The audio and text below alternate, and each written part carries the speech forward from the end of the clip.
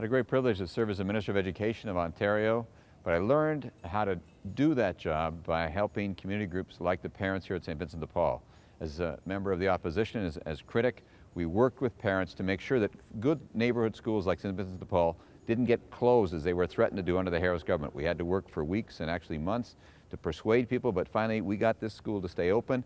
It's filled with kids. It does a tremendous job for the neighborhood, and it was a basic reminder for me about how we've got to make every school the most effective unit of education. Not what happens at Queen's Park, not what happens where the politicians are, but right here where the students learn. St. Vincent de Paul is here for the neighborhood because parents cared enough to make the effort to keep it here. So as soon as Gerard Kennedy became Education Minister, the atmosphere in schools in Toronto improved dramatically. Teachers and administrators began to work together. Parents and students became more involved and more effective in the schools. Class sizes went down, test scores went up, and education really worked for the first time in a decade.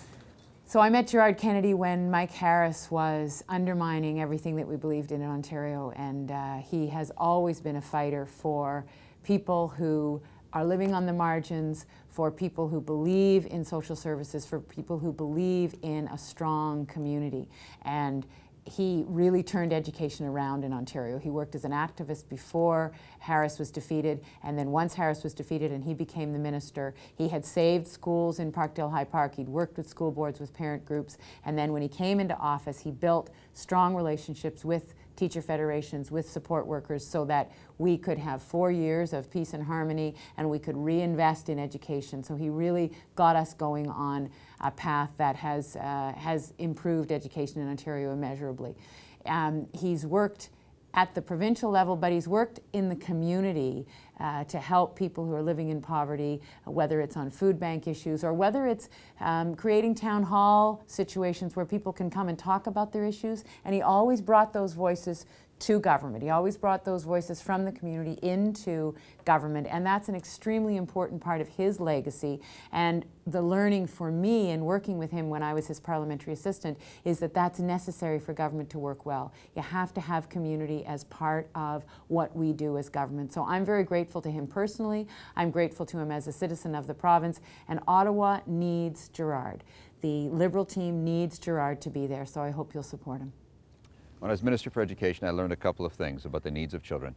It makes so much sense for us to start in the early years. If we can unlock the potential of kids when they're 3 and 4 years old, and we can find out about their challenges, we can not only help them at the time when it's most beneficial for them, we can save money for the system. It's time to have a national child care plan, and the new Liberal government will bring forward 165,000 spaces. What that means is about 1/3 more spaces right here in Ontario, right here in our neighborhoods in Parkdale-High Park, where they're really needed, where parents are having to scramble to get care for their kids, and what they want for their children is not just care, but good early years education, and we'll bring that.